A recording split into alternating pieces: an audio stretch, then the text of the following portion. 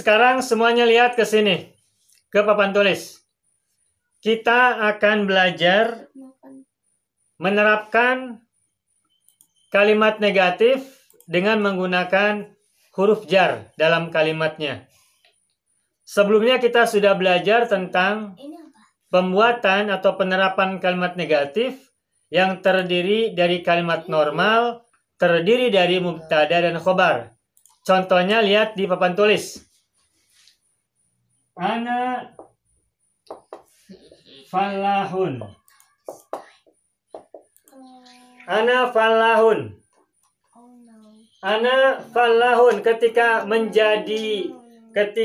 diikuti atau diawali oleh laisa, maka kalimatnya menjadi lastu falahan.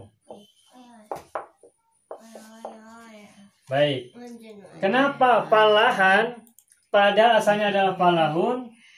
Karena falahun asalnya adalah khobar dalam kalimat.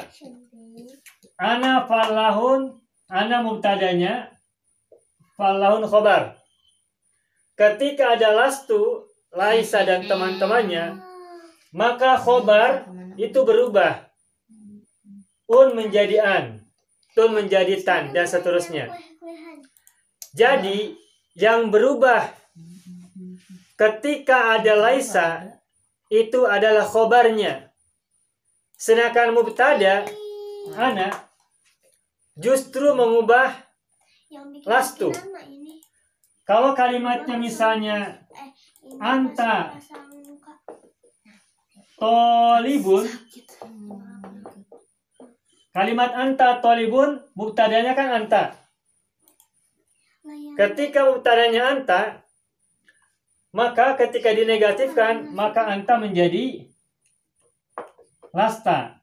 Sedangkan tolibun, karena dia khobar, maka menjadi toliban. Tuh lihat. Perhatikan mubtadanya di sini ana, di sini anta. Ketika mubtadanya adalah ana, maka kata negatifnya menjadi lastu. Ketika mubtadanya adalah anta, kata negatifnya menjadi lasta. Tu menjadi ta. Ketika mubtadanya adalah huwa, maka menjadi laisa. Ketika mubtadanya nahnu, menjadi lasna, dan seterusnya. Jadi, kata negatif laisa ini berubah ketika mubtadanya berubah. Jadi laisa itu diubah oleh mubtada. Tetapi laisa mengubah khobar. Falahun ketika ada lastu menjadi falahan. Tolibun ketika ada lasta menjadi toliban. Jadi kesimpulannya, mubtada itu mengubah laisa. Sedangkan laisa mengubah khobar. Kemarin sudah kita sampaikan, khobar laisa itu harokatnya berubah. U menjadi a, un menjadi an. Ani, aini, una, ina. Tu, ta, tuntan, tani, taini, atun, atin. Ini udah kan kemarin ya. Nah, sekarang kita akan masuk materi berikutnya. Nah, sekarang perhatikan. Ada kalimat li kolamun. Kalimat li kolamun, ini strukturnya apa? Strukturnya apa? Li kolamun. Mana mubtada dalam kalimat ini? Jangan lupa, setiap kalimat itu, kalau kalimatnya adalah isim di dalamnya, maka terdiri dari mubtada khobar. Nah, kalimat li kolamun, mana mubtadanya? Mubtadanya di akhir. Baik. Saya sampaikan, kalau ada kalimat diawali oleh jar majrur, ingat li ini kan ada dua kata, lam sama ya. Lam itu huruf jar, yaitu majrur, domir sebagai majrur. Kalau ada kalimat diawali oleh jar majrur, contohnya huruf jarnya adalah li, majrurnya ada ya, maka li itu meskipun di awal kalimat posisinya bukan sebagai mubtada, tapi sebagai khobar. Dan karena li itu khobarnya di depan, maka disebut dengan khobar muqaddam. Khobar muqaddam. Ini sudah ya. Khobar muqaddam. Nah, karena khobar muqaddam sudah ada, maka kata sesudahnya adalah mubtada muakhar. Ini mubtada muakhar. Setiap ada mubtada, ada khobar. Setiap ada khobar muqaddam, ada mubtada muakhar. Saya tegaskan lagi, kalau ada kalimat diawali oleh jar majrur, maka jar majrur itu kedudukannya adalah sebagai khobar muqaddam. Dan karena dia sebagai khobar muqaddam, maka dia harus mempunyai mubtada muakhar. Dan mubtada muakhar berarti datang sesudahnya.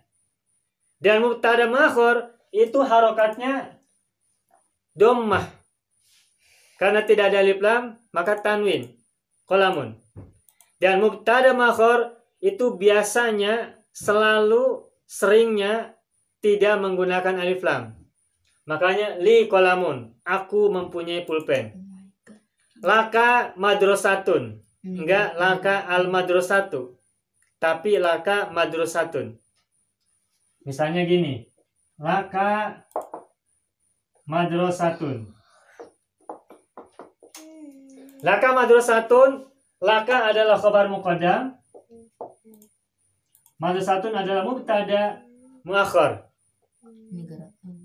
Oke ya. Mubtada muakhar belakangnya selalu dhammah dan tidak usah pakai alif lam sehingga bertanwin. Sampai sini paham? Nah, kita lanjutkan. Sekarang bagaimana ketika kalimat ini kita menjadikan negatif, ada laisa. Bagaimana kalimat ini menjadi asalnya saya mempunyai pulpen menjadi saya tidak mempunyai pulpen. Nah, jangan salah paham. Jangan salah mengira ya. Li qalamun, aku mempunyai pulpen. Ketika dijadikan kalimat negatif, maka jangan terpengaruh oleh li dulu, tapi menjadi laisa li qalamun. Saya tidak mempunyai pulpen. Li qalamun tetap seperti li qalamun seperti yang ada di sini. Tinggal simpan saja sebelum li kata negatifnya. Kata negatifnya apa? Kenapa di sini ditulis laisa? Perhatikan kalimat li qalamun, mana mubtadanya? Mubtadanya kan qalamun, mubtada muakhar. Nah, laisa itu tergantung mubtadanya. Karena qalamun itu kalau dijadikan domir adalah huwa. Karena qalamun kalau dijadikan domir itu adalah huwa, maka kata negatifnya adalah laisa. Dan laisa itu dipengaruhi oleh mubtada, bukan oleh khabar. Makanya laisa li qalamun, jangan terkecoh oleh li. Li kan artinya aku mempunyai. Jangan sampai nanti di sini lastu. Kenapa bukan lastu? Karena li itu bukan mubtada, tapi khobar. Dan khobar tidak mengubah laisa. Justru khobar yang diubah oleh laisa. Nah, sehingga ketika kalimat li qalamun, kata negatifnya, perhatikan mubtada muakhornya. Karena qalamun adalah mudzakkar dan domirnya adalah huwa, maka kata negatifnya adalah laisa. Oke, itu ya. Sekarang yang bawahnya, laka madrasatun. Laka madrasatun, laka khobar muqaddam. Madrasatun mubtada muakhar. Sekarang kalimatnya menjadi kamu tidak mempunyai sekolah. Maka negatifnya bukan merujuk kepada kamu, tapi perhatikan aja di sini laka madrasatun. Mana mubtada muakharnya? Madrasatun. Madrasatun Mu'annas atau mudzakkar? Mu'annas. Berarti domirnya apa? Hiya. Karena madhusatun itu adalah domirnya hiya. Dan dalam susunan kalimat ini madhusatun adalah mubtada muakhar, maka dialah yang menjadi penentu laisa atau laisat. Karena madhusatun adalah hiya, berarti kata negatifnya adalah laisat. Laisat. Sedangkan ini domah. Kenapa madhusatun domah? Kenapa qalamun domah? Karena qalamun dan madhusatun bukan khobar. Bukan khobar laisa. Yang berubah ketika ada laisa itu adalah khobarnya. Sedangkan qalamun dan madhusatun dalam kalimat ini posisinya adalah mubtada. Sehingga mubtada tidak mengalami perubahan. Sedangkan li sama laka kedudukannya adalah khobar muqaddam. Nah, karena diawali oleh laisa, maka khobar muqaddam ini namanya menjadi khobar laisa muqaddam. Tuh. Khobar laisa yang didahulukan.